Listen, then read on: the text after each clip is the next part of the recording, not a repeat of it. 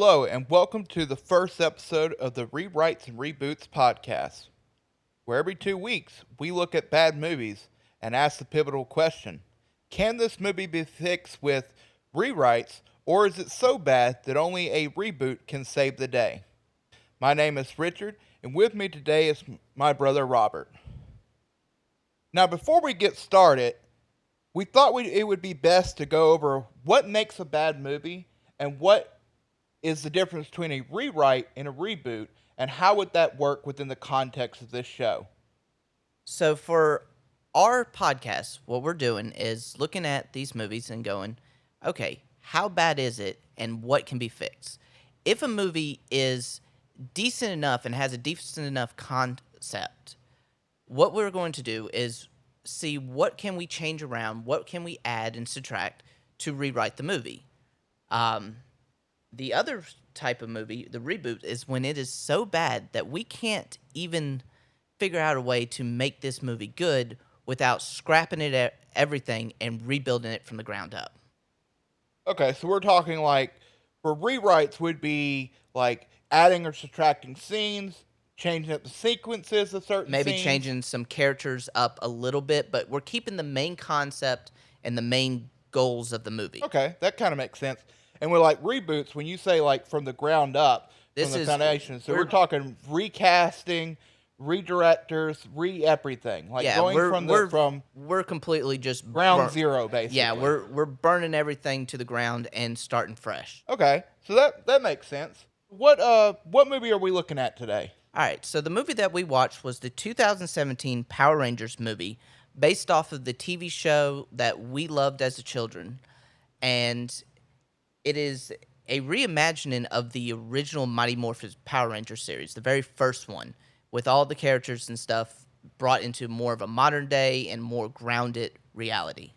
Yeah, I actually, if I'm gonna give like kind of a quick review of it, I've watched this movie. I saw it in theaters, and I've watched it 2 or 3 times since then. Overall, it's not a bad No, movie. it's not. It actually has a really good casting, really good, like, it feels like a pretty good movie, and that's why I think we especially looked at this one as the first one we would tackle, because it's not a bad movie. It's just it doesn't know what it wants to Yeah, be. it's two different movies. Part of it is kind of this coming of age uh, high school movie in a way, where it's about these kids growing into becoming the adults or becoming the Power Rangers. But then it switches over to this over the top action film at some points, and the contrast between the two is really, really unsettling. It just clashes really badly. So that's why when we were looking at this movie, we said, it's not a bad movie, but we could rewrite it. We could redo it in a way that it flows better, it feels better. Yeah, that was like I said. It's a film that doesn't know what it wants to be, and it's trying so hard to be at times a coming of age Breakfast Club, and then at times it's going full on action, like you said, and then sometimes it's going so campy that it's like trying to like playfully nod at the original series, but it's that kind of campiness doesn't work in 2017 Well, anymore. it doesn't. You know what I The mean? reason that it doesn't work is that when they're trying to bring in that campiness of the old series and whatnot, the old series is just ridiculous. If you ever go back and watch it, I mean, it is really, really does not age well. And this is supposed to be a more grounded version of the Power Rangers. So by bringing that campiness in, you're throwing it off of its tracks a little bit. Yeah, definitely. Definitely a film, but strong casting. I really liked everybody in it, especially like the guy who played Billy. I think he was the standout performance of the entire movie. Hmm. Everybody else had were good castings, but he was really the one that made you go, okay, this guy is perfect, and everything he does And I had told you before we got on that no matter what we did, whatever his scenes are, his main ones, we don't need to touch. I think they're perfect by For the themselves. most part, yeah. How would we do it? I think we'd have to start from the beginning. Like, what would be your opening scene? Because the opening scene in it is um, the whole dinosaur air, meteor crash and Yeah. all that kind of I stuff. feel like that scene should be later on in the movie. I think our first scene, my personal start actually should be, um, I would have it where it is Billy and his dad are in a gold mine. It's an abandoned gold mine. Billy's dad explains, long time ago, they used to have these mines that were basically giant caves that they dug for gold, but now they strip mine everything. And at some point in time, Billy and his dad go into the cave. It's dark. They're using flashlights and stuff like that to see around. But they're looking for stuff, interesting things such as fossils or something, right? And at some point, Billy's dad realizes that he's forgot something and tells Billy to go get it, right? So Billy goes back outside the mine. Well, his dad's there, and his dad notices the green morpher coin glowing in the rocks. And when he goes to investigate, he starts to chip at it, and it causes the wall to crack and basically fall down. And instead of him getting killed there, he gets up. He's covered in stone and dust and whatnot. And he's looking around trying to figure out what's going on. We cut back to Billy outside. He hears the noise. He starts to go towards his father. And when we go back to his father looking around, and we see from the flashlight like a hand come out and grab Billy's dad, and you can hear like a voice or something going, whatever that alien language that Zordon and them were speaking, until Billy's dad dies, and then we'd have a female voice say, "I am free," and then when we cut into Billy finds his dad, he's gone, and Billy's freaking out because he doesn't know how to handle the situation, and starts just calling out dad, dad, dad. Cut into the next scene, which was uh, Jason and them trying to put the cow in the school, like have it seem like that's happening on the same day. I like that in some ways I don't. And here's my thing. I kind of don't want to bring Billy's dad in at all. While I think it does work, and I appreciate you saying the first thing she says, "I am free," because that's like a perfect nod to the first thing we ever heard Rita say in the original show. Was that in the opening we have it where she breaks out of the moon? She's like, "I'm free." After 10,000 years, I am free. So that was kind of cool. I do like that idea. The only thing is that I feel like it messes with Billy's character a little bit because Billy, if he's having to deal with the grief of his father's death that prevalent, he wouldn't be as outgoing of a character as he is. Well, I think part of it because he is on the spectrum, as the movie says, he doesn't know how to handle it, right? And so he tries to continue on as he did with, going through the mines and stuff at like his father and stuff, and that's something that might get explained during his ramblings with Jason when he was helping him get the ankle monitor off. He'll explain, my dad died, and but I can't, I don't know how to deal with it because of I'm on the spectrum. It's just something where he acknowledges the fact that he should be sad, he should be messed up about this, but he can't figure out why he isn't, or he knows why, but he can't really feel the feelings because he does explain like how he can't understand sarcasm, he can't understand uh, jokes, sarcasm, stuff like that. Like he has issues dealing with social norms of people, the emotions, I guess, really. So maybe have it where he kind of has issues dealing with his own emotions as part of it too, right? And that would be something to explain later in a coming scene. Yeah, and I kind of like that only because, and I think I probably would end up saying that's probably how we do it, just because I don't like giving away who Rita is or anything about the Power Rangers or anything from the beginning.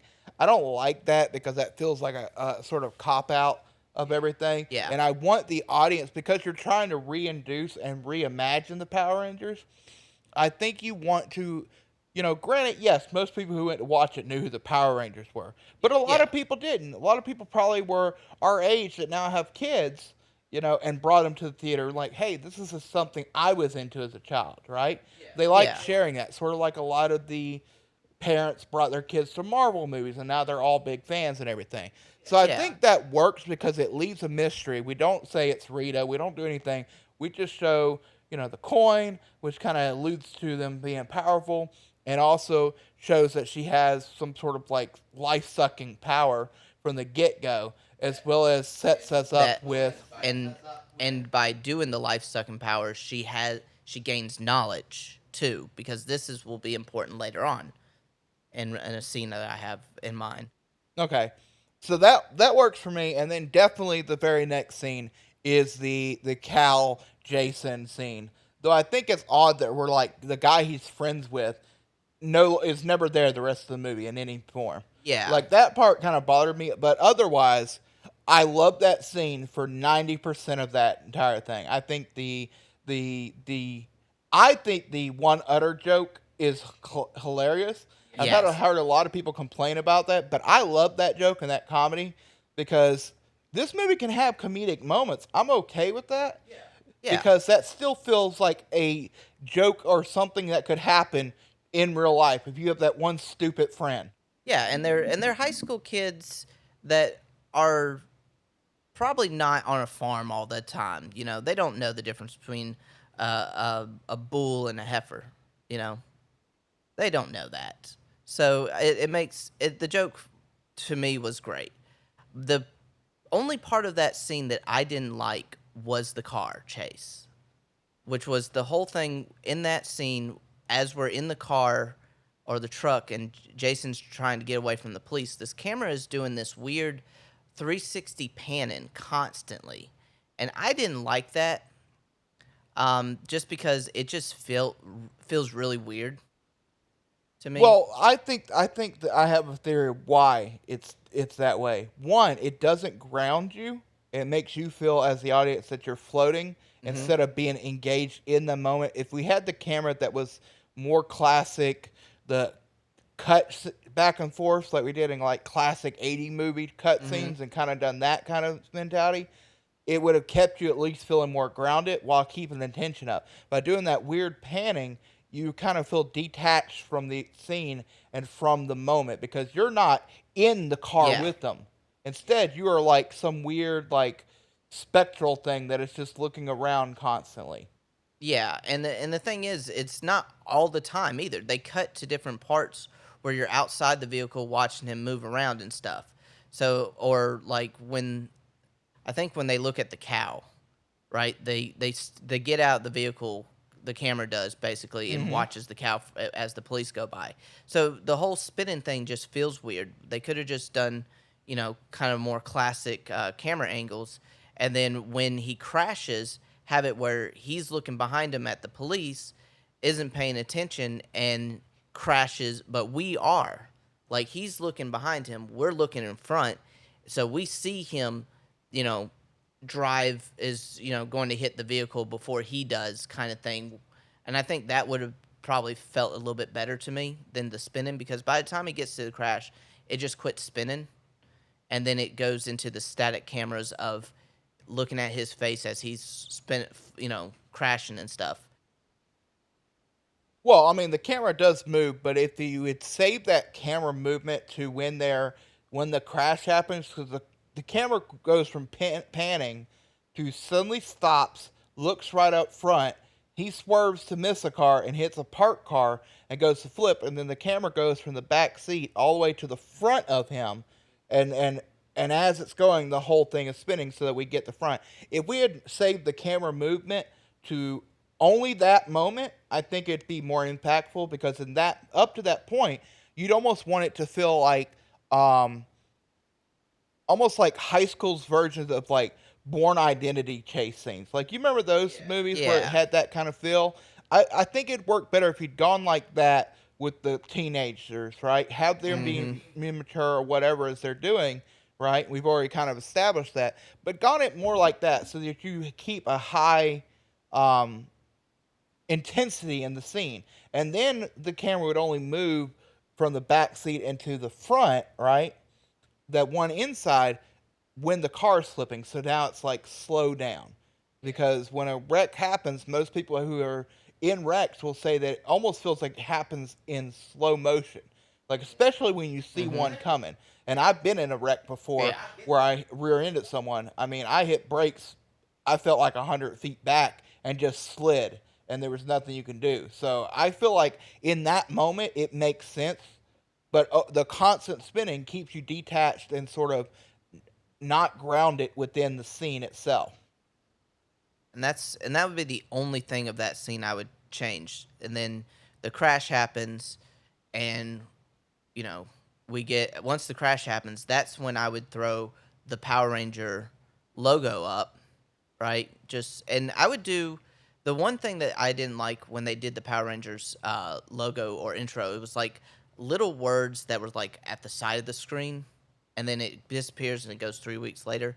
Like I didn't like that. I'd rather just like the crash happens, uh, or as soon as like he hits the ground or something, or right before it stops, it goes black, and then it does Power Ranger logo, and then that disappears and does the 3 weeks later, and then we go to the scene where he's getting out of the car with his dad, and they have an argument, and that I would actually have it where we go into the backstory of the dad just as a little bit by having the argument of I don't understand why you did that, son, and he goes, you know, I had the chance to be a star, I messed that up, and you yeah, Yeah, and I don't and want to that's see the you do the point where same. you know Jason goes, "Oh, so I was a mess up." Yeah, I was a mistake because that's basically what he's alluding to at that point. Is set it up as so like his father was also a big superstar at that town, a football player, but then he messed up and got his girlfriend pregnant, who is Jason's mother, and so now there's that dynamic where his father carries around this regret of a what if, Yeah, and that bears onto his son, who feels like he's a mistake at that point, and so yeah, then he tried to, you know overcompensate by being less big popular football player, but he finds other ways to branch out in rebellion of his father and what he wants for his life. yeah. Now, I'm okay with all that, but I think I have a different here's where I want to go from there. I would have him go walking into the school, Mhm. right? To go to detention and all that kind of stuff. But I think this is where we would shift who we're following. Before we go to him in the detention, I'd switch to Kimberly and really Yeah. let's follow her and have it where instead of her running out of detention to go use the bathroom immediately, right? I would Mhm. have it before she goes to detention, she goes to the bathroom, right? Yeah. But I think her whole backstory is probably of all the characters in the movie, I think that needs the most rewriting and work overall Yeah. because I think that her whole backstory is that she basically slut shamed another girl by sharing another girl's nude pics to a guy, right? And made some joke about, is this the girl you'd want to take to your mother, right?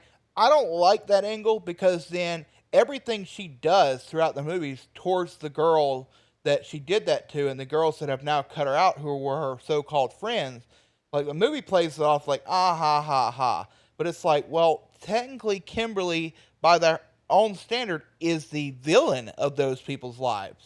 You know what I mean? Yeah. And that's why they're cutting them out. Well, and it also the reason that I agree with that change is that with Kimberly being the perpetrator of the crime, and it really is a crime. I don't know, where the revenge porn laws came in, but considering these kids are high school, I'm pretty sure it falls under child pornography laws. This girl has committed a felony offense, and then later on, she still has the picture on her phone when she shows to Jason. That's terrible still, because she still has child porn basically on her phone. And then later on, when they're having the big fight scenes and the girl's car gets destroyed, she goes, "That's what you get." No, that's not what that girl gets. You've already ruined that girl's life by, because that picture's probably floating around everywhere now, depending on what that boy did with it. So it's a really dumb uh, story for her.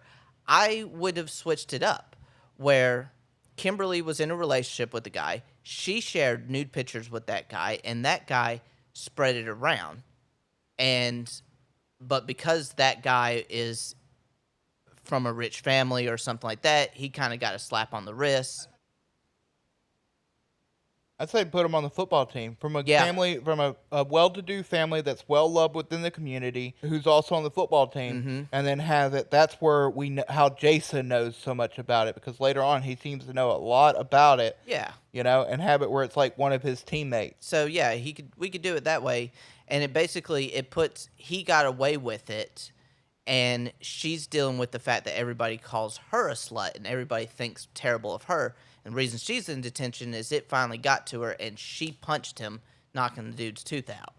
And we could, I mean, she put it back. they put it back, yeah. But at the same time, you could say, hey, she's in detention because of that, right? And so you change her dynamic up a little bit where she's the bullied, not the bullier.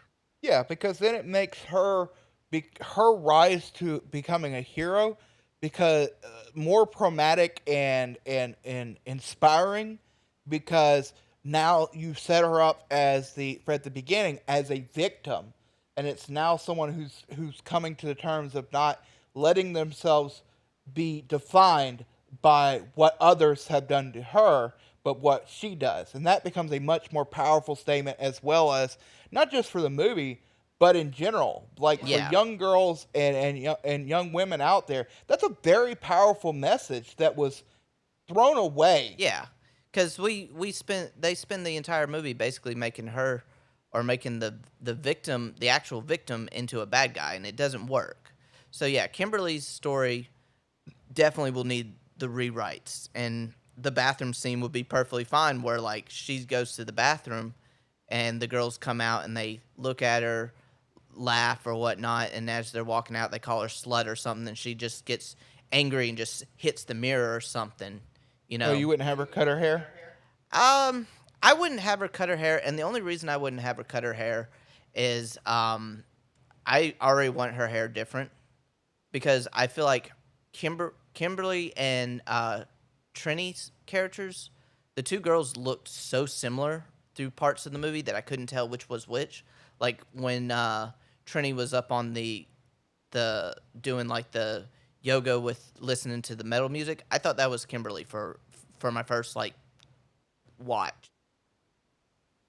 See, I'm okay with her cutting her hair because I kind of like that look. Yeah. But I think the way that you fix it so Trini doesn't look exactly like her is I would change Trini's hairstyle to be like blonde and purple, like punk look, right? Yeah. Because she's listening to metal, she's into that kind of stuff, and have it where she's sort of like that sort of dirty blonde punk. I'd give her a pixie cut too, just to, Yeah. especially considering that she's supposed to be a lesbian. Well, we'll get into that. Yeah, but I would give her a haircut that looks more like that. Yeah, definitely a whole different haircut too. Like Yeah. that was another thing. It's like they can't have the same haircut. The two girls in your group shouldn't have basically be the same. Yeah. You know.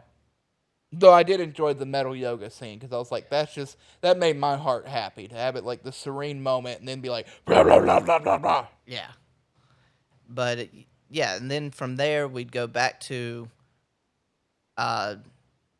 Kimberly going into the detention after all that.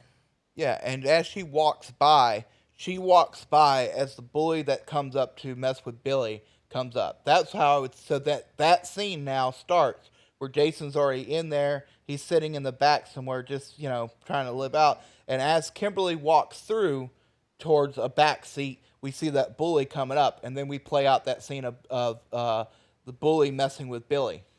Yeah. Who they also missed an opportunity right there. Why we couldn't get Bulk and Scully Yes, there. exactly.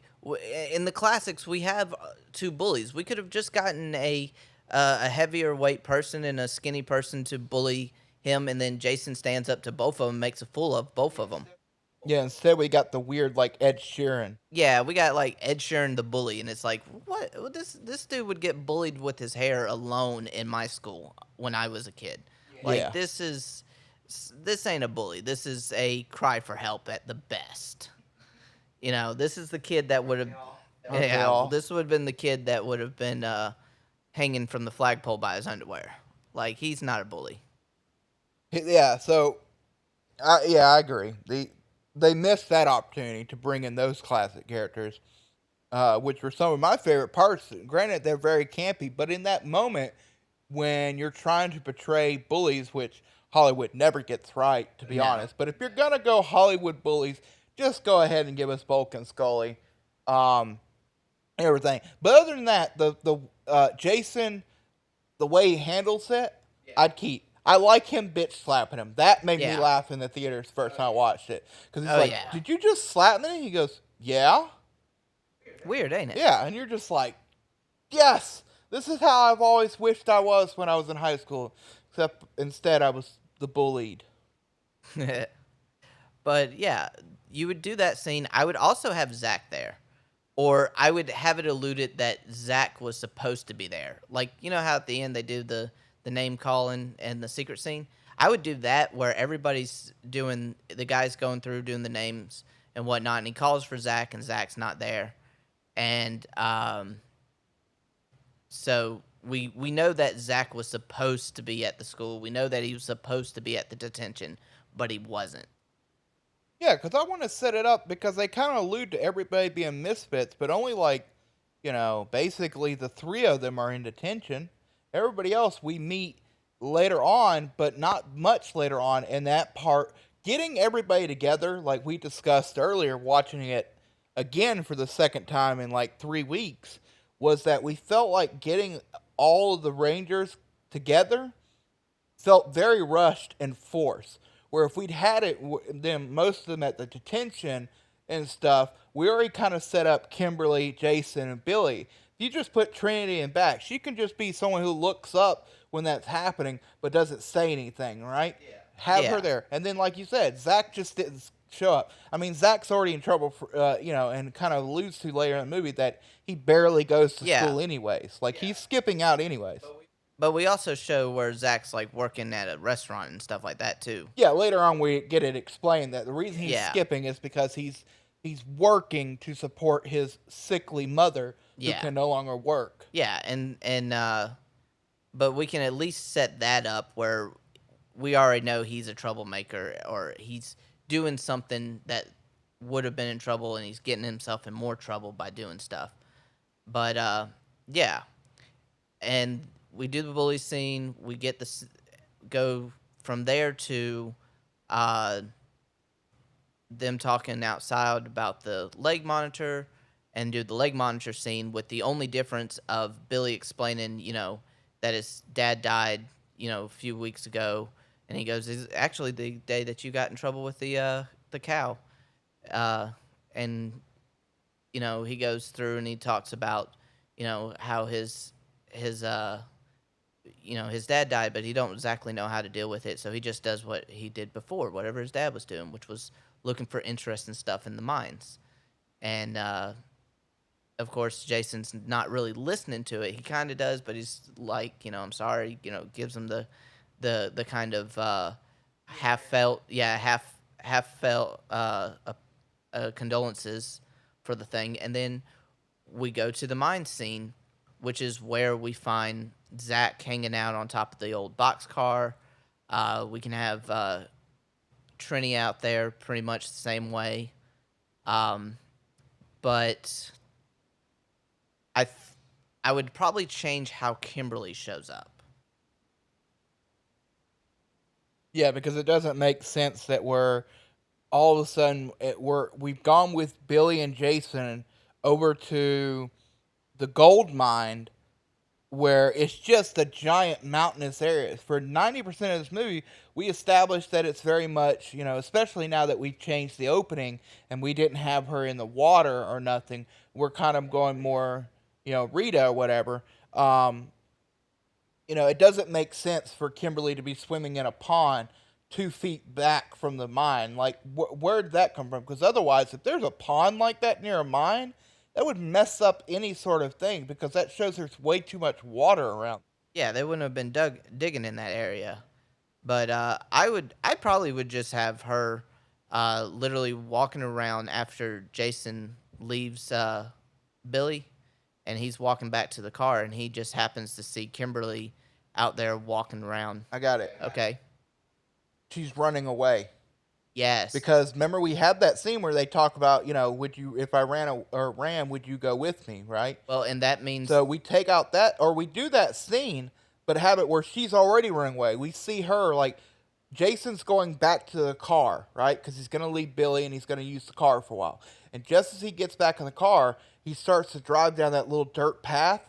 And all of a sudden, Kimberly crosses his room and he almost hits her. Okay. Right? So she starts off angrily at him and everything. He's like, "What in the world are you doing out here? What are you doing?" And she's like, "I'm running away. What does it look like?" And he says her name, and she's, when he almost hits her, she goes, "Huh, pretty funny to hear you say my name," and give her that line. Like, I feel like some of that dialogue that we did there works, but if you changed how it happened, yeah.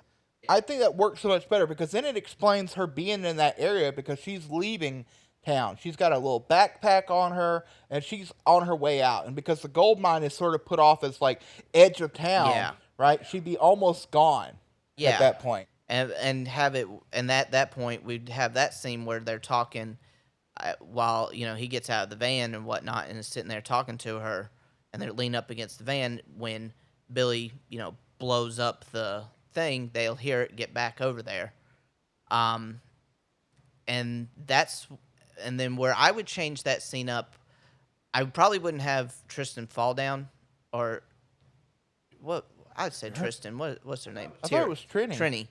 Yeah, I don't know why I said Trista. It's Trini.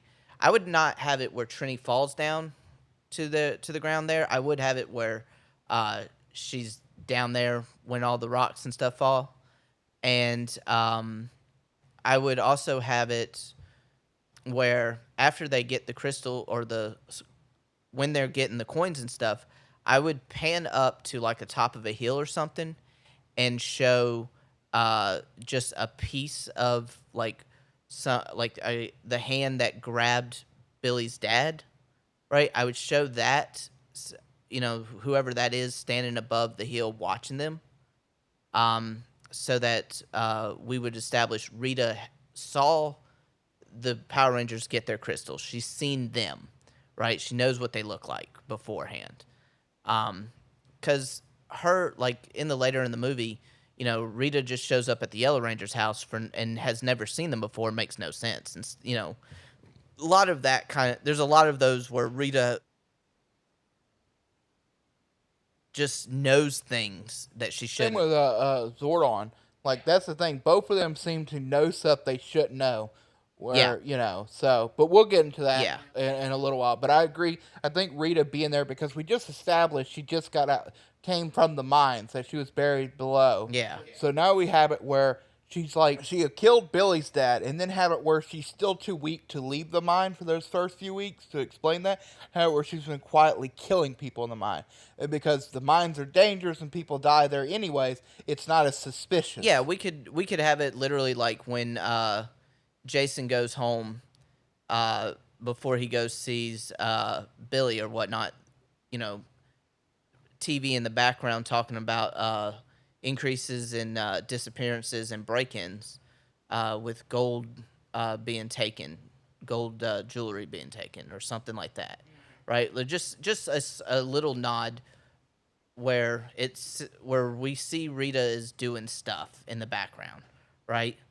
But she also, because she's there when Zoran puts the coins in the ground, she knows where they're at. She just hasn't been able to get to them yet. Yeah. So when they get there, and that could be the reason she's still there is she's been searching for them. She knows they're there, but she can't find them. So she's been digging through the mines, and when people discover her, she would kill them or whatever to try to build up her strength and to absorb knowledge, because for every victim she's gets more Yeah. Yeah, and knowledge. she's finding gold teeth, gold jewelry, whatever on him and takes that. But, yeah, so we would establish that kinda stuff in the background, and then from there, I So then we've had everybody there. They discovered the coins. Now, this was a part that me and you kind of struggle with trying to figure out what to do, which is when they start to leave the mine because the alarms are going off and people are coming after them, right? We do yeah. another car scene, a car chase, which doesn't operate any way different or operates completely different than the first car Yeah, chase, exactly. which is confusing because in the first car chase that we established, right, it was constantly moving cameras. But in this one, it actually functioned more like what we were talking in a Yeah. way. I So, but the one part that I didn't, like about the original car chase, was the fact that, Zach basically ran so fast that he could get on top of the van. I honestly would have had it everybody jumped in the van, right? Jason alarms goes off. Jason's like, "Hey, I gotta get in the van." I would have it where Zach's the last one to get in the van, only, but I wouldn't have him jump on the roof. I just have it where they start taking off, and he stumbles right at the beginning. So now he's chasing them, and he catches up to them because of for whatever reason. I wouldn't have him jump on it, but I'd have it where they're having Like, to hold him and pull him in slowly yeah, as they're getting to speed and everything. yeah, Where like he barely catches the edge of it, and now they're yeah, starting to speed up, and he's about to lose it, and then Jason like grabs him and looks at him. That's the first time they've really met in a way, right? yeah. And he goes, "Are you crazy?" And he's like, "Always," or "Of course," or something like that. Yeah. And then I would have it where they get away, right? Where I disagree. I think there's a way to fix the car getting smashed But by the train. the problem with this, the very problem that I have is that when that van gets destroyed, it will be traced back to Billy's mom, right? And Billy will be questioned. And it is I doubt Billy can lie, right? Which means everybody gets in trouble, which will start more stuff. And that kind of hurts them being able to go back once they find out they're Power Rangers. That's why I say letting them escape is better because they get away with it. We can do the train and they just, maybe instead of it where they get hit by the train, and I would do it where they're too slow, the train actually cuts them off and they have to double back or something Mhm. to get out. That way, you still get to kind of play at the tropes because that's what they were Yeah. trying to do with that scene. Yeah. Is because everybody always does. Oh, if I can just beat the train and get across, we can escape. But them getting hit brings on because we're trying to keep this movie grounded, right? And the movie establishes that everything's supposed to be grounded at this point in some form or fashion. Them getting hit by the train causes way too many consequences for the rest of the movie to happen. Yeah. It And completely breaks it because now you have it where you've got where this car is smashed. It's going to trace back to Billy's mom, and then Billy's going to be in trouble. Everybody's going to be in trouble because, like you said, Billy can't lie. And then he's definitely not getting out of the house, Jason, because he's on house arrest to get yeah, anywhere. he'll go to jail for it. Yeah, he'd be in jail. Yeah. So it wouldn't work. But I would do if we want to, you know, break the trope, which is they try to outrun the train, but they're too slow, so they have to stop, right? Then they say, well, hell, the only other entry or exit is on the other side of the mines, right? So they got to turn back, spin the car, or drive the van backwards for a little bit, almost, get hit by the people chasing them, and then Billy somehow tries to do the cool movie, I drove backwards and then I spin it around. But instead of him doing it perfectly, I would have him just completely spin it out. And then everybody's like, whoa, whoa, whoa. And that's when Jason's like, no, all right, change seats, let me drive. And then he drives the rest of the way, gets them away scot clean. And I would also, while everybody's driving, have somebody like Zach go, wait, didn't you just crash the last car during the chase like 3 weeks ago? Yeah, I'm not doing it again. Something like that. Establish everybody kind of knows Yeah. his history a little bit. but he would get away. They would get away at the end. Um, and I think this would be a perfect time to bring in both Zach and Trina's families, right? We show Zach getting dropped off, his mom, sick mom, worrying, where were you? That was kind of late, blah blah blah. And then when Trina or gets home, I would have it where she tries to like do a classic climb up the the garden vine, thing on the side of the house to go back into her bedroom window. And when she does, her mom is in the room, like, and we kind of established that her parents are like super strict, super, whatever, and she's the outcast, and they have that arguments and stuff like that.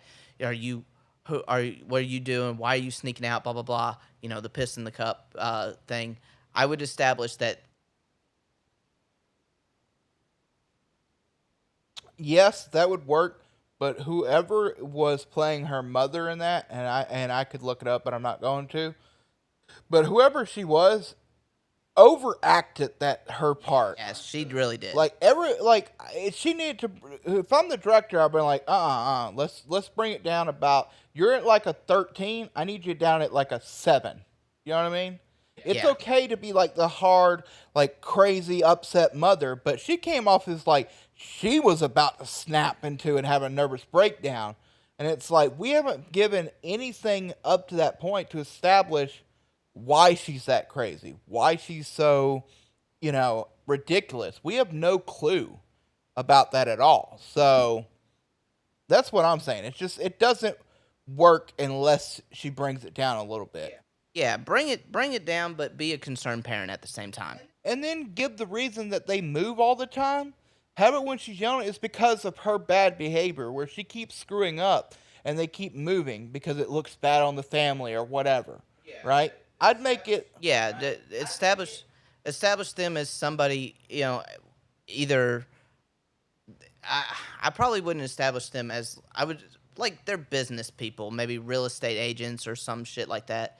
Her parents are, they have to keep up a good appearances and stuff. Or maybe they're members of a church or something, something. See, I would kind of stick away from that a little bit. I would not, yeah, I wouldn't put them. There would be a reason why they have to keep up good appearances, and probably a good reason why her being, and the reason that's why I said church, her being a lesbian or whatever, would look bad on the family. Like that's why I said church, because that's about the only place where being a lesbian would be a bad thing. But I definitely would establish, things like that in this scene where her mom's like, "Are you sneaking out? Are you doing drugs? Are you having sex with boys?" And she's like, "No, I'm not. I don't have a boyfriend. I'm not interested in boys right now or whatever. I'm not interested in boys." Like do something that's kind of hints to her being a lesbian or something. Yeah, because I kind of like the one thing I've read a lot about and kind of thought myself was that her being gay is a great angle, but it's only lightly touched on, and I feel like with her, it should have been brought on in stages. So now we've hinted at it there, and keep having it where it keeps coming up in some form or fashion. I'm like, it's not her defining feature as a No, her character. defining feature would be that she's an outcast, but it would be an element of why she's an outcast. Yes, and see, but I'd like to kind of have it where that starts to be hinted at a little bit stronger throughout the movie because it almost felt like a half measure at best by them. Yeah. Where it's like the only real mention we get was in the camp scene, and it's like, oh, you have boy problems, girlfriend problems, and then she just kind of looks, and that's it. That's all we get, and it felt like a sort of half-measured pat ourselves on the back. Hey, we have the first openly gay superhero. Well, they're not openly gay at all. They're still in the closet if by that standard. Yeah, and they're never. It's never established that she's actually a lesbian. It's hinted at, and we never see her actually have any sort of desires towards a man or even a woman in this thing. Like even when she's like hanging out with Kimberly, the one scene where they're fighting over the last pastry or whatever thing, like that's not really a flirty scene or anything like that gives you. It's just like that. It It could have could have been. been. I think actually that would have been smart as if she had tried to go after Kimberly in that way and Kimberly rejected her. I think that would have been a cooler subplot. The thing about that for me though is that, like I said, it's not open about it at all, and it feels very half measured. And again, the things that I feel like this movie had the opportunity to do was to touch on these matters in a way. The only way we get people to open up about these subjects and really open up a society about them is to put them in movies, to make it a normal thing and have it where we explore those in these contexts, right? Yeah. You sort of put the cover of a superhero movie, but then we have all these really grounded, really interesting angled characters slut shame, popular football kid who's now no longer that, the spectrum kid, all these characters, the sick mother. We have all these great things that really would have connected with people, and I think what happened for the studio is they got scared to go all in. Yeah. Because if they went all in, it could make the movie quote unquote controversial.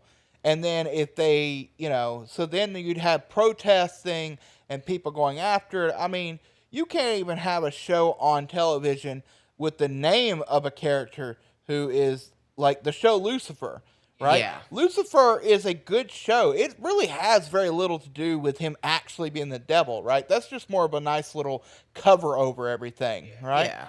But there was really people who went after that show to get it canceled simply because we had a show about the devil, right? Right? And it's like, what? So I feel like this studio was, which I think is produced by Lionsgate, Yeah. was scared to go all in. And you can tell that by the budget. Because I looked at the budget. The budget's like $104 million, which for in 2017 for superhero movies is actually on the low end. Yeah, and it didn't do that well in the box office. Well, it's also I think marketing was done poorly on it. I think Yeah. that we kind of went too gun ho on this is going to be a big, superhero power, campy feel, and it didn't grind. I think if they'd gone the marketing more like Chronicle or something like that, and really kind of made it feel like a much kept that grounded tone in the trailers and stuff. Because in the trailers, it came off as very campy, ha, one-liners everywhere, Yeah. And so I feel like if the studio had invested more into, like we said, all these characters and actually being fearless to tackle those issues in a way, it would have had that movie would be, even if it didn't make its money back and never got a sequel, it would have a cult following like nothing you'd ever seen if Yeah. they had just gone in. All right, so after we establish everybody, that's when I would have it where like everybody goes home, goes to bed, right? And as the night ends, we see the coins or whatever that's glowing. Everybody's looking at them and whatnot. They go to sleep. Next morning, everybody starts to notice the changes, right? Billy ripping the door off. Okay, so all that plays out the same. Yeah, theory. pretty much all that plays out the same way. They come to school and they're all trying to figure out why everything's different. I probably would still not have Zach there for that one. But I would definitely play off, everybody's noticing. So that would go all the way to normal. Where I would start to change everything is when after, like, all right, after the whole, everybody was testing out the powers in the gold mine area, that's when I would start changing it up, where after they got done with it, them falling into the hole where that water pool is, that's where the next change would be, which is instead of them falling into that and then going deeper down until they found where the water stops being, the bottom and starts being a top again and they fall through, I would change it to where they find like a natural path or something and they figure out that there's only one way forward, and that way forward is to the ship. And then that scene would play out the exact same way, right? And again, we would have it where somebody's watching them, right? This establishes that Rita knows where the freaking ship is, So they go forward, they find the ship. We do the same thing. Would it be Rita or would it be like her minions?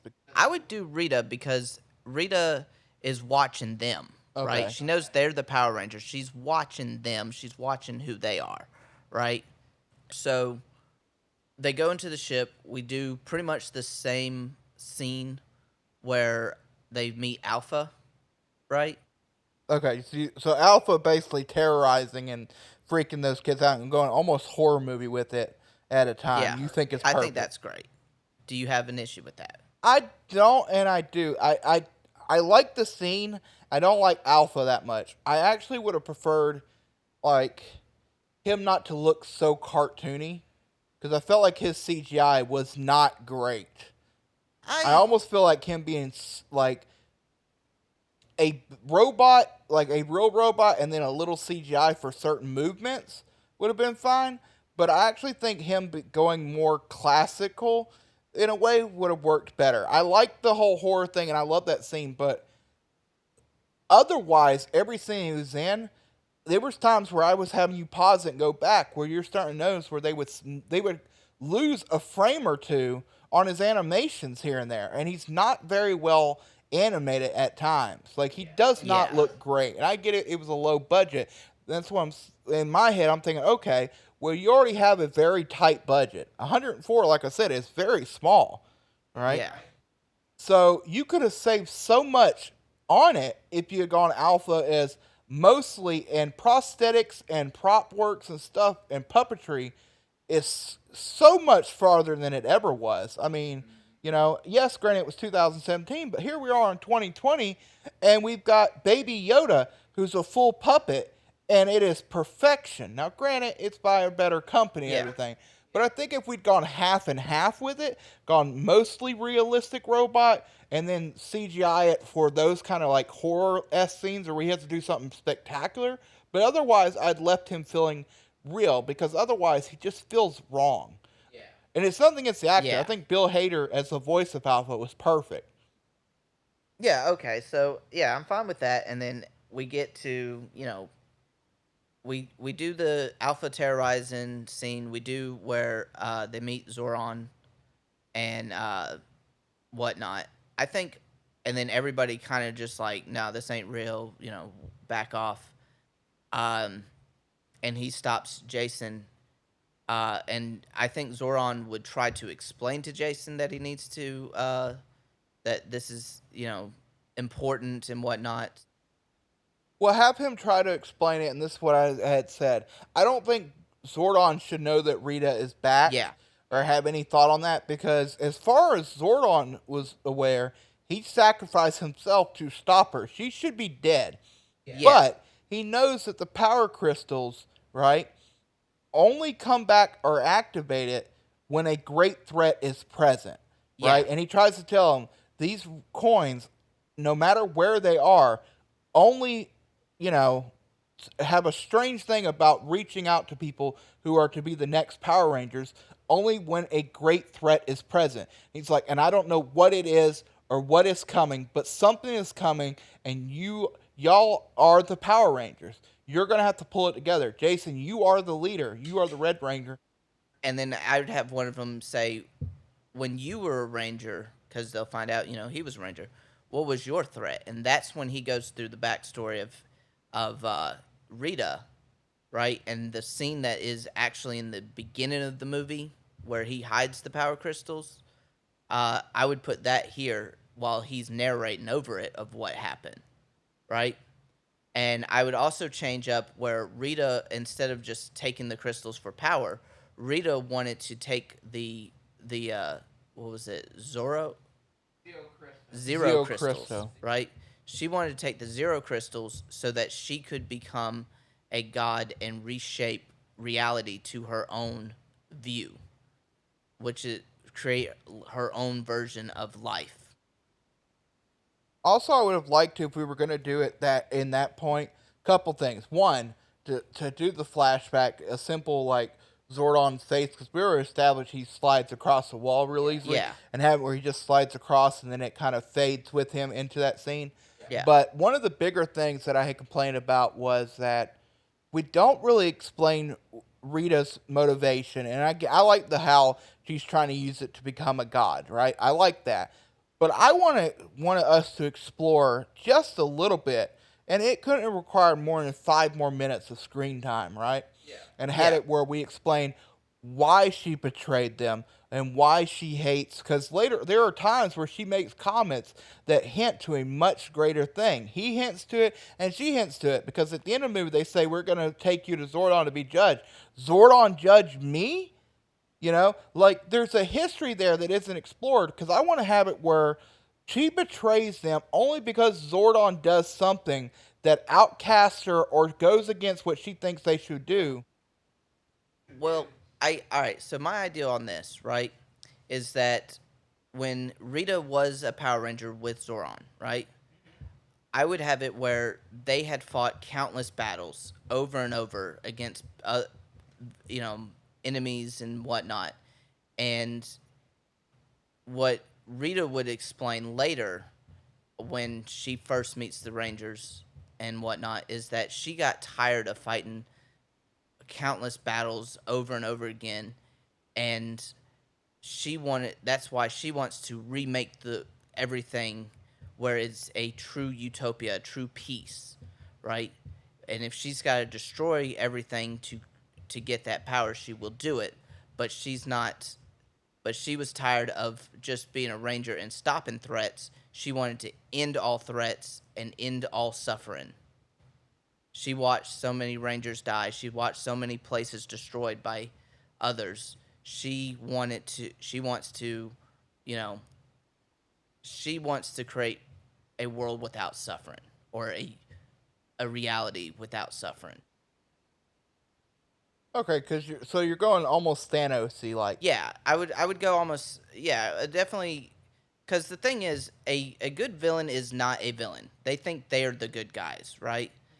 Just wanting power is not a I think I'm a good guy, right? What is the point of having power? What do you want to do with that power? And for and the Rita that I would have is that she wants to get rid of suffering because she has watched rangers die. She's watched others die in the protection of these crystals when she could just become take the power and just wipe all evil from the universe and create perfect utopias. Yeah, where Zordon disagrees and says it's not their place. That Yeah, they're that everybody has a protectors. right to decide their path and this and that and the other, and kind of go that and have it where his refusal to to do something to stop the deaths of all these Rangers, because we're kind of told by the time we get to the end, Rita has basically destroyed all the Rangers. Like they were just one Yeah, of, tens of thousands of Rangers across the universes. yeah, So, had it where they've been battling all these different places and planets and stuff and seeing all these Rangers dying left and right, and have it where he has the ability to stop all that suffering, everything, and he refuses, infuriates Rita, where she's like, I can't believe you would allow all these people to die when you have the power to stop it. He's like, yeah, but at what cost? yeah. It is not our. It's not our position. It's not our place, and that would be the fundamental problem. That he would explain Rita wanted power, but he probably would not explain the reason, right? Because you know he would explain, Rita wanted power, and we had to stop her, and in the end, I sacrificed myself to protect the coins and to destroy Rita once and for all. And but it could be any threat like that is what he would explain to Jason. Jason goes back and says, "Listen, we've been called here. We've been picked. Something big is happening, and I don't know about y'all, but I I can't stand the idea of not doing something if we can. So I'll be back here tomorrow." Right? And then they, leave. Um, later on. So basically, I just realized we threw out the nightmare scene where we introduced Rita and all that. Yeah, the nightmare. Yeah, we're throwing the nightmare scene completely out too. We'll explain who Rita is, but we will not have that weird nightmare scene that makes no sense. We throw the nightmare scene out.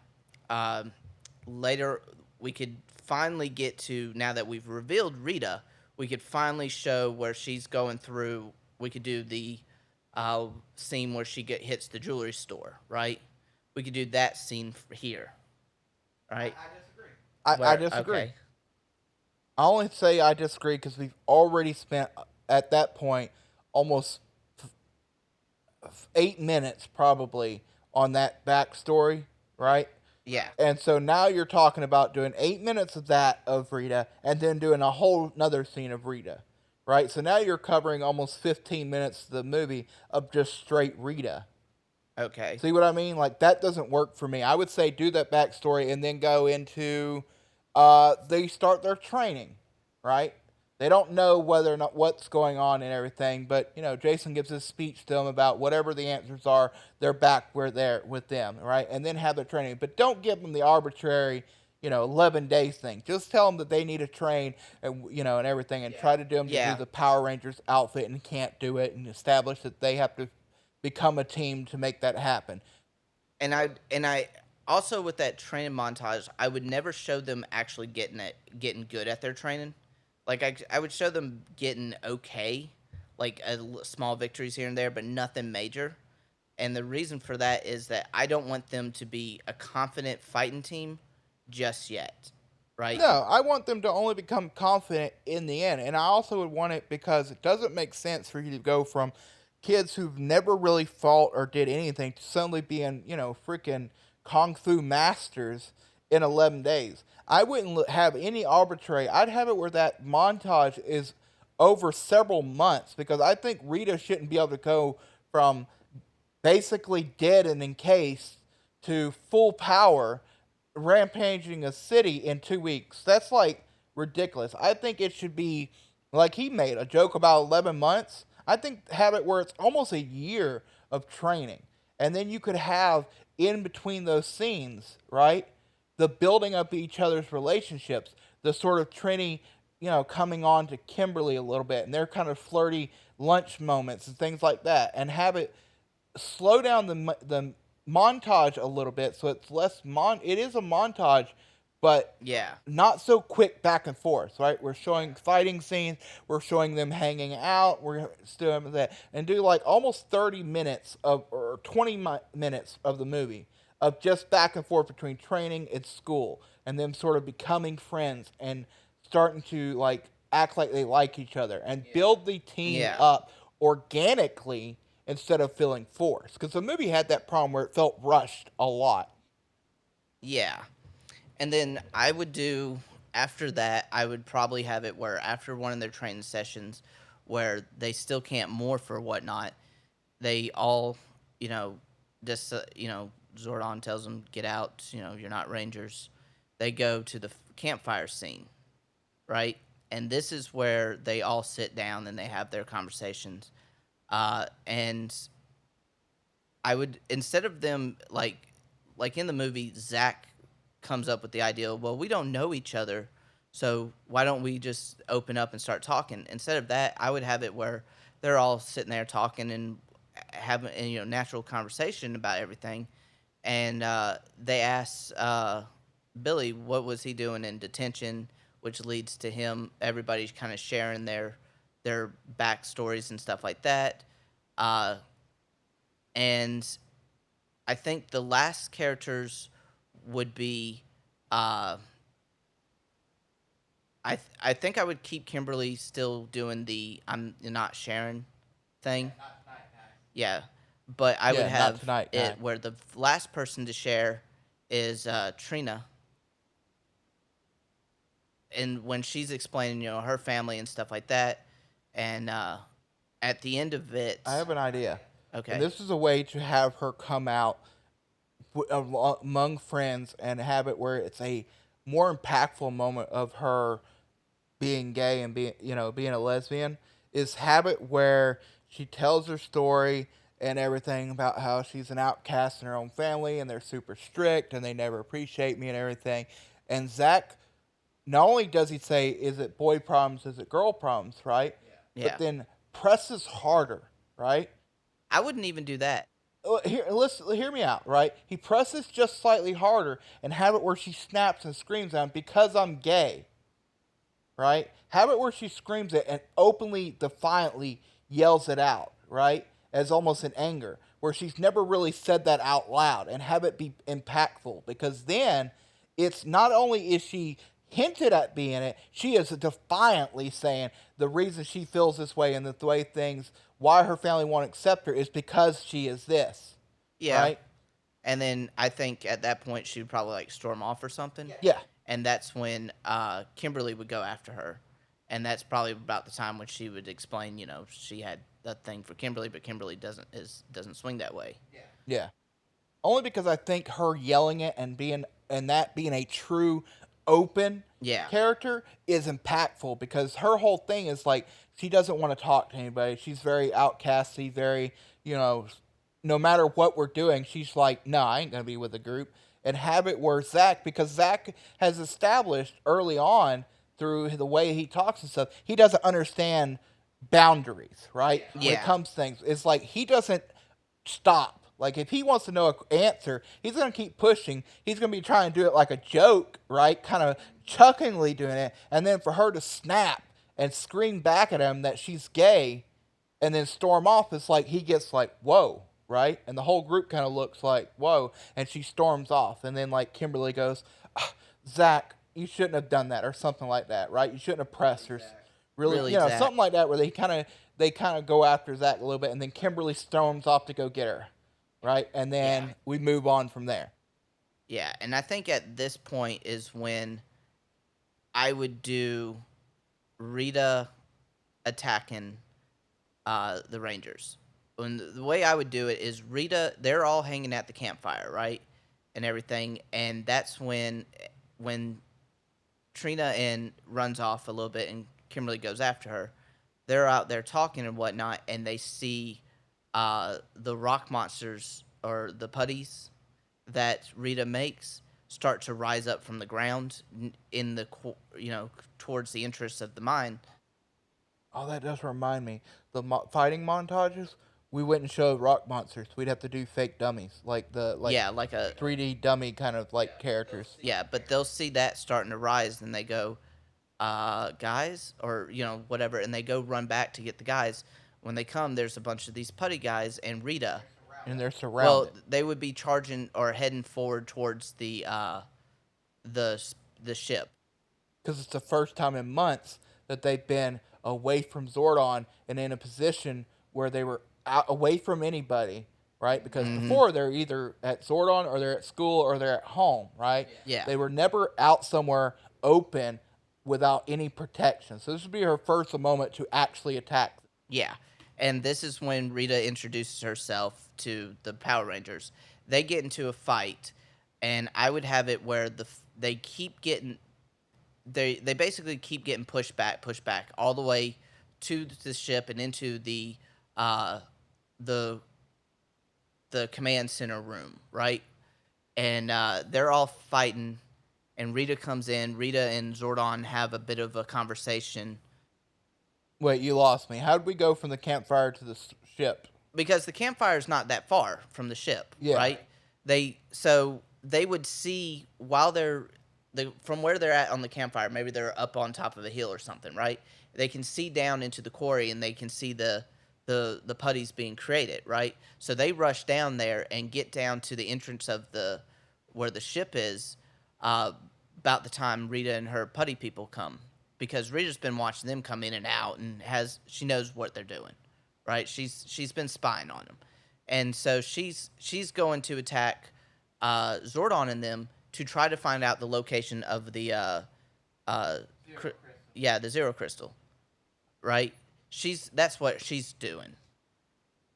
So you're basically setting it up so that Rita and Zordon have a scene together of argument. Yes, where they get pushed back, get beaten up, and whatnot, and she talks about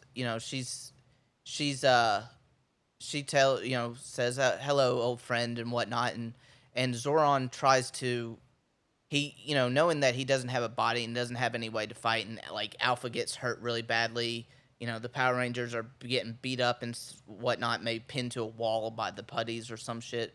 You know, basically they're pinned where they can't fight back for a minute. I like that. Okay, now that I'm kind of figured out where you were headed, but I would have it where Sheep has the putties holding them up against the wall, and she tells Zordon, "You either tell me where the Zero Crystal is, or I will kill, you know, I will kill one of them. Right? I will kill him. Mm-hmm. Right? And have it where she starts to kill Zack, and Zordon is like, I don't know, Rita. I don't know. Right? And then just as Zack, she's like, all right, well then he's gonna have to, I guess, say goodbye to the Black Ranger, right? And then have it where Billy shouts, you know, I know where it's at, right? And have that scene play out, and then have it where she gets the information that way in front of Zordon, right? Mm-hmm. And then have it because that Zordon now feels completely helpless and gives him more incentive to try to get his body back, right? Yeah. And everything. And then have it where she goes, okay, thanks for that, but I'm still going to leave you a parting gift. You're always too, weak or whatever to Billy, and she hits him with a zap and kills him, and then walks out. Yeah. And the rest of them are beat up, and now Billy's dead. And this is the point where they all start screaming or whatnot, and Jason, it will be the one because he's the closest to Billy. He screams, and that's when he morphs for the first times, and he breaks free of his putty, runs over there, and hits Rita, who still hasn't pulled in her full power yet either, because she's not even morphing. So he hits her. She realizes, she's in trouble at this point. The rest of the putties get off and start to fight Jason, and she gets away while Jason's solo fighting against the putties and whatnot. And then once the putties are destroyed, then that's when we go into the scene of them, talking about, failing Billy and whatnot. And, well, all right, so we'd have to go back a little bit to explaining Zordon trying to get his own body before that. Obviously, probably somewhere Yeah, we during haven't the thought we haven't done yeah, that. some probably during the montage towards some part of the montage scene, right before between the end of the montage and the campfire would be that point. Well, that would also explain them getting out of Zordon's reach. Is I wouldn't have just Jason know. I'd have where all of them find out, Yeah, right? And have it where he gets mad at them and accidentally lets it slip. That if y'all can't learn how to morph and everything, I can't get out. And they're like, what do you mean get out? Right? He lets it slip to the whole group in anger. And then have it where they all storm off like, we're not going to help you then. Like, that's not what we're supposed to be doing here. You said that we were here to, to stop a great threat, and we're doing that. We're training. We're doing our best, right?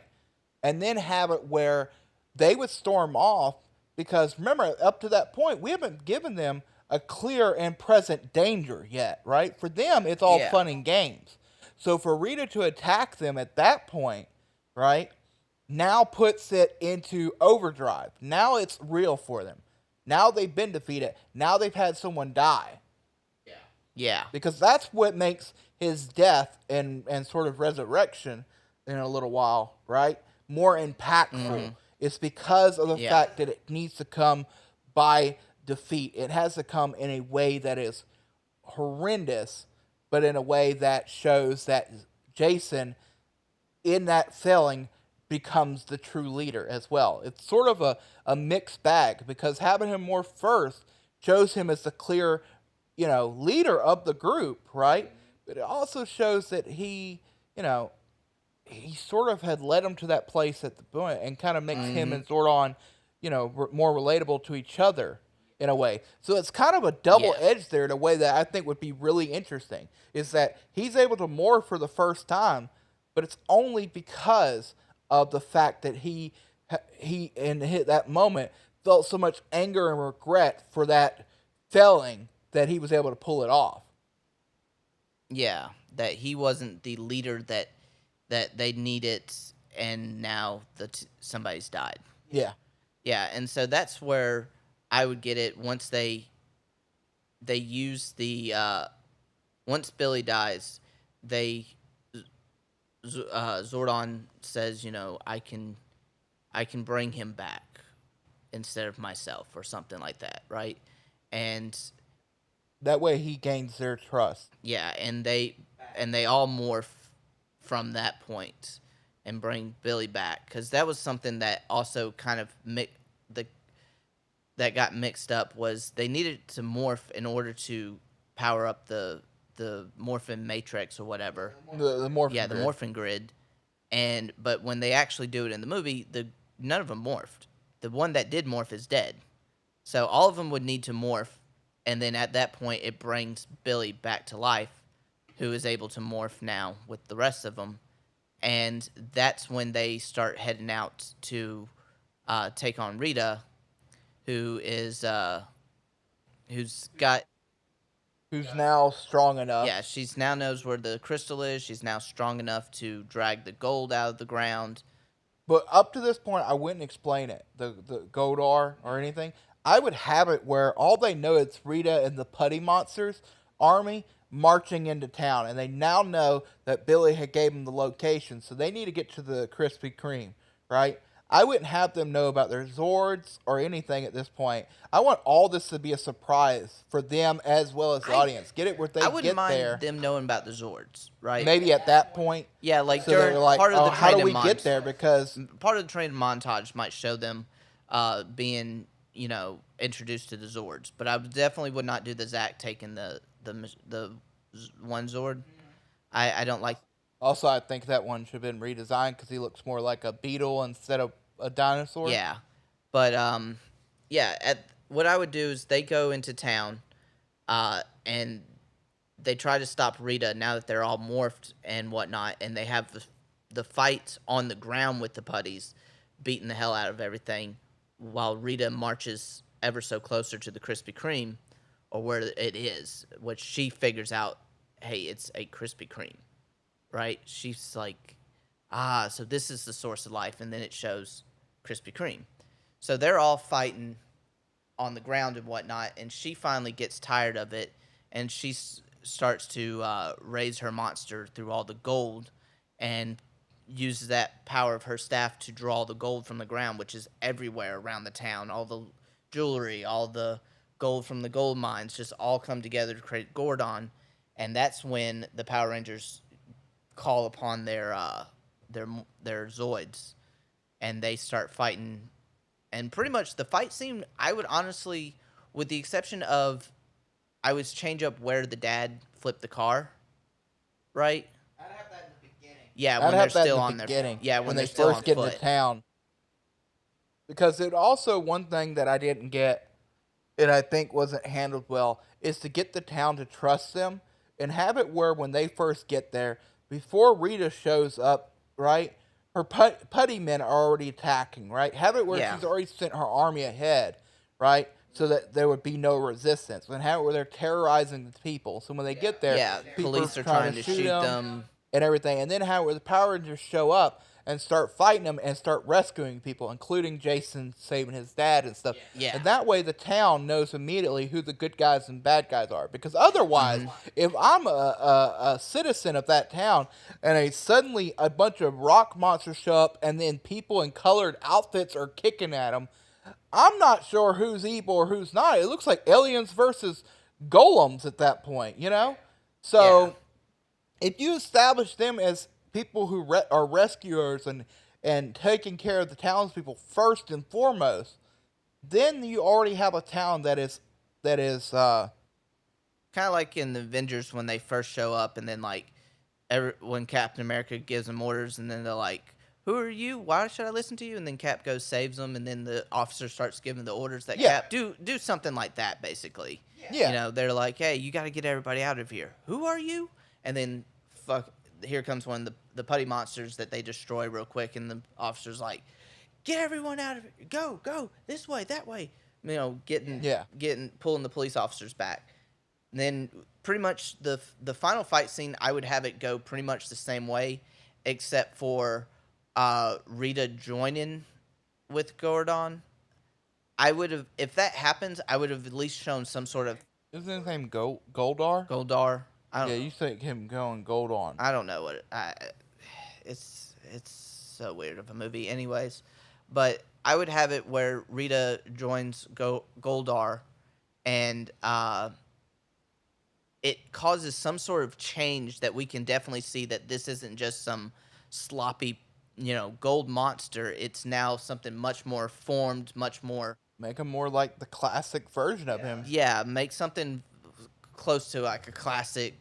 It's much stronger, much better looking.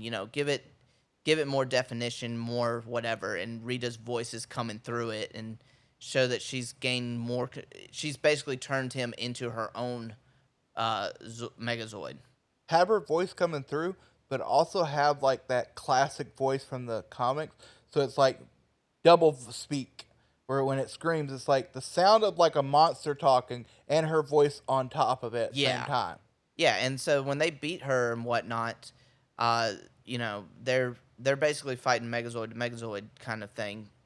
And when they do defeat her, they haven't exactly knocked her out of the of Goldar yet. When they do the whole, we'll take you to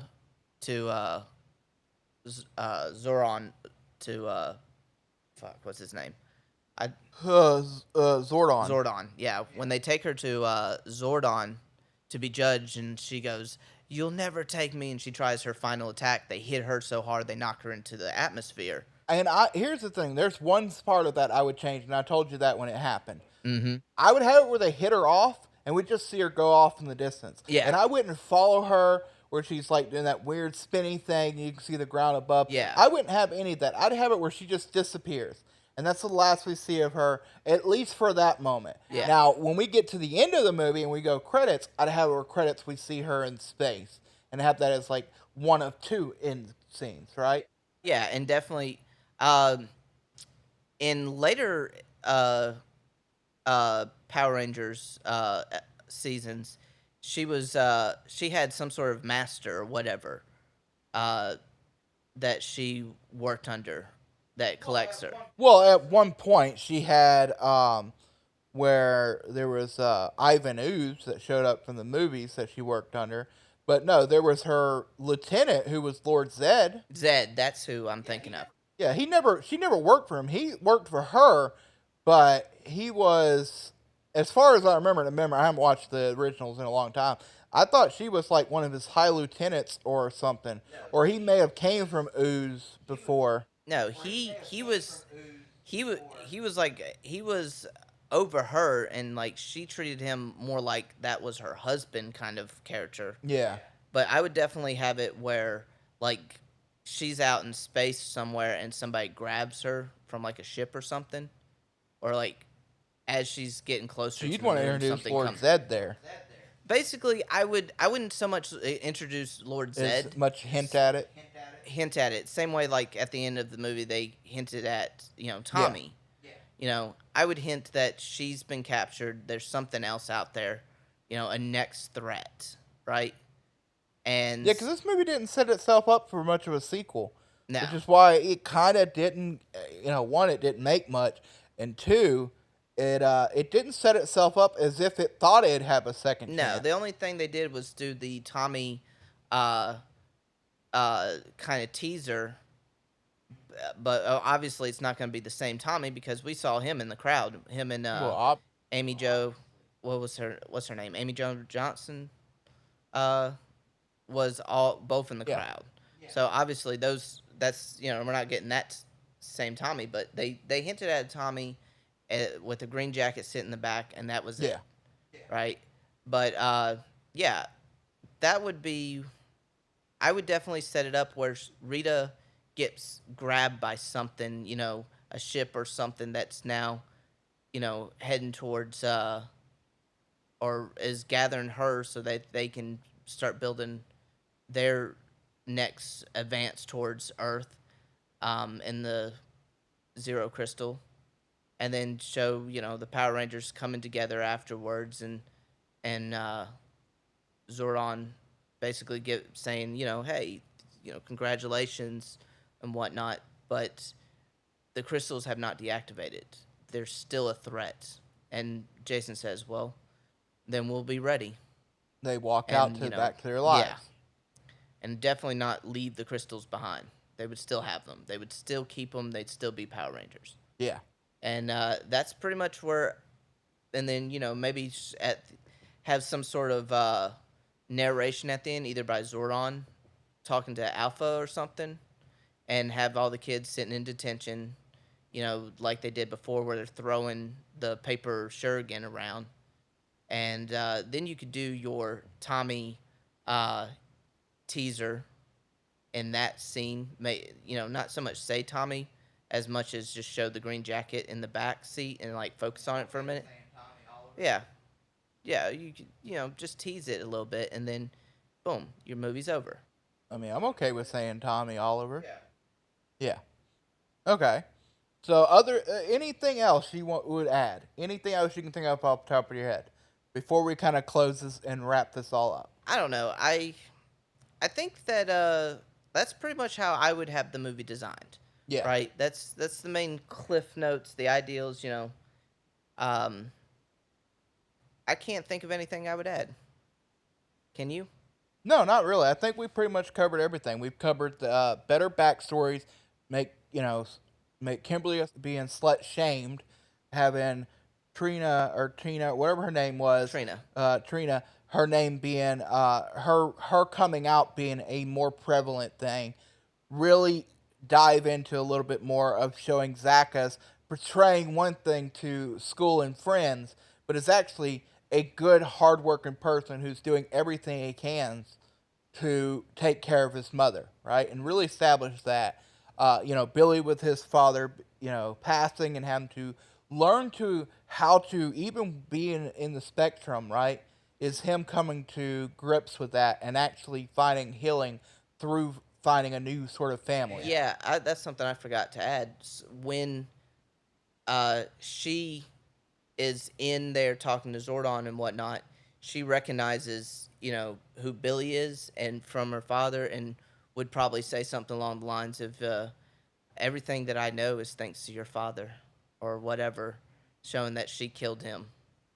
Yeah, which gives him more motivation and really wraps that up and gives him, by defeating her, kind of gives healing to him, right? And then, Jason, he learns to be a better person and a leader, and maybe at towards some point at the end of the movie, like has a conversation with his dad or something, right? I Mm-hmm. don't know, does something, maybe even reveals his face to his dad during that fight. What do Yeah. you think? I I don't. may not go that No, far. I wouldn't have him reveal anything, but I definitely would have it um, where he realizes that he's the leader, whatnot, and kind of be more responsible. It wouldn't be something that we would see in the movie, but I definitely like the idea of like the dad putting the newspaper clipping up on the fridge or whatnot with the Red Ranger. Yeah, that kind of works. Because I think that what the biggest thing was to make sure that we have a clear story arc Yeah. for all the characters, so that by the time we go from start to finish, we have taken a journey with all 5 characters. Yeah. To the point where we're like, okay, we started here, we ended here, and not just have an overarching story, but each character has an individual story arc. Everybody does except Alpha, Yeah. but Alpha is Alpha. You know what I mean? Like no Alpha doesn't need an arc. I do have something to add because we forgot to do anything to deal with Kimberly, and at some point in time we would have to establish Kimberly talking to maybe Jason or something about everything, and those two becoming a little bit close together. I don't remember where. I don't know where I'd stick that though.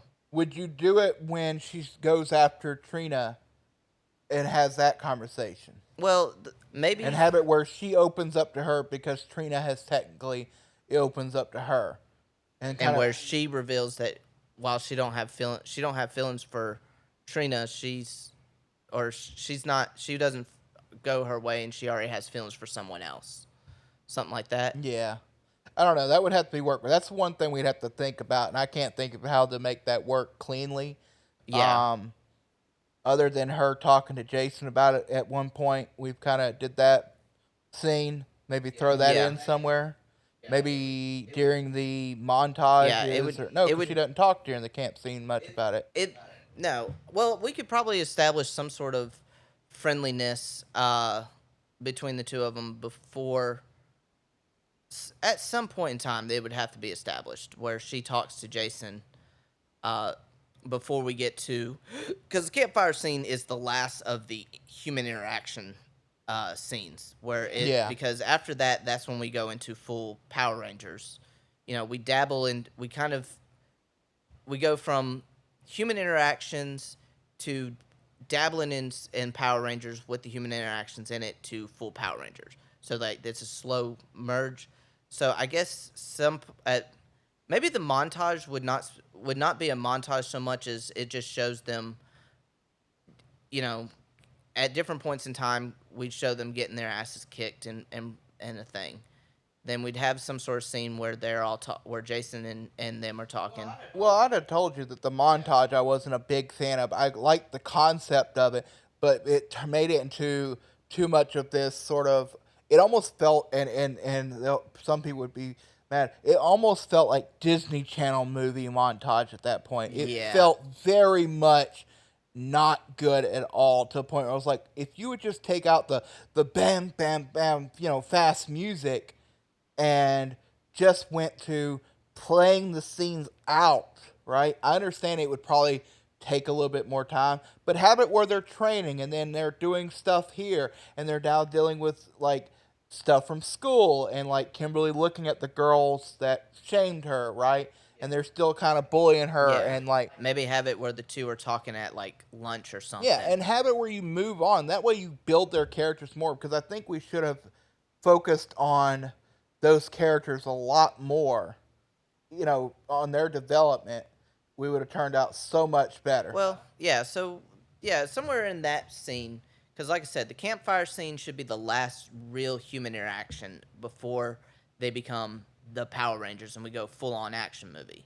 But we ought to be able, we got to sprinkle the Power Rangers into it early enough, and so that it flows into being a full on action movie better than the actual movie did. Because the normal action movie just kind of jumps back and forth between the two genres way too quickly. It's almost like snapping your neck. Yeah. But yeah, I think that's pretty much all I got for this movie. Yeah, I think that pretty much sums up what we wanted. I think that's it. Yep, and that's pretty much how these podcasts will go. We're going to be looking at more movies in the future. We have a Twitter and a Facebook page that we're hoping that you guys will talk to us a little bit on those. Maybe suggest movies for future podcasts. We have a list of our own, but we'll always be looking to add more.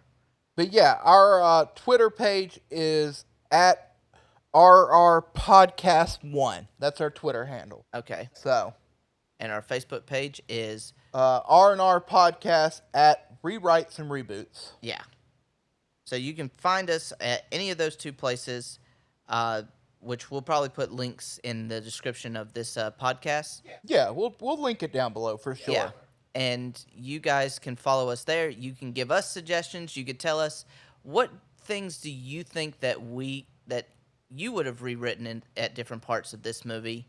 And we will come back next time with Mortal Kombat. Will we be rewriting it, or will it be a complete reboot?